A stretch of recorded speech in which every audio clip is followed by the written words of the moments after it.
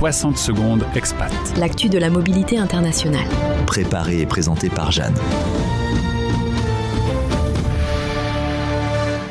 Et si l'expatriation était la vraie première marche vers l'emploi ? Aujourd'hui, de nombreux jeunes diplômés se retrouvent à l'arrêt dès la sortie de l'université ou d'une école. Faute d'expérience, de réseau ou de débouchés dans leur secteur, certains passent plusieurs mois à multiplier les candidatures sans retour. C'est dans ce contexte que l'expatriation professionnelle mérite d'être considérée, non pas comme un repli, mais comme une réponse stratégique. Depuis plus d'une décennie, des milliers de jeunes font ce choix, parfois faute de mieux, souvent par intuition. Pourtant, les données montrent que c'est une démarche loin d'être marginale.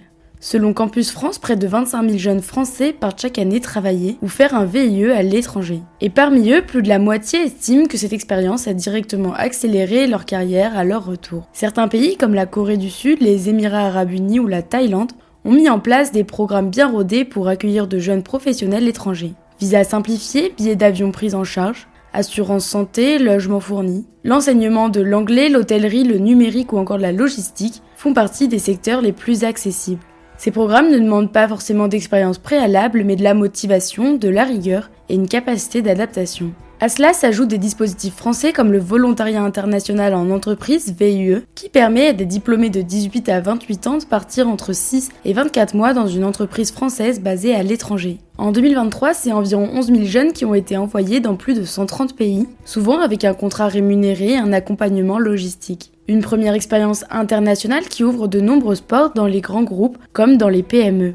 Mais l'expatriation ne se résume pas à une ligne de plus sur un CV, elle transforme les personnes. Elle oblige à sortir de ses repères, à comprendre d'autres façons de travailler, à s'adapter. Selon l'OCDE, les recruteurs valorisent fortement ses qualités. Les jeunes ayant travaillé à l'étranger seraient 1,5 fois plus susceptibles d'obtenir un poste à responsabilité dans les 3 ans suivant leur retour. Enfin, il faut rappeler que ce type de projet se décide le plus tôt possible.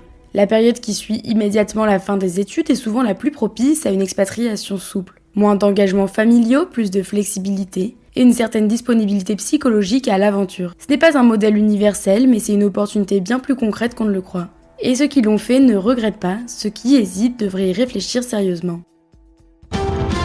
Retrouvez 60 secondes expat en podcast sur françaisdanslemonde.fr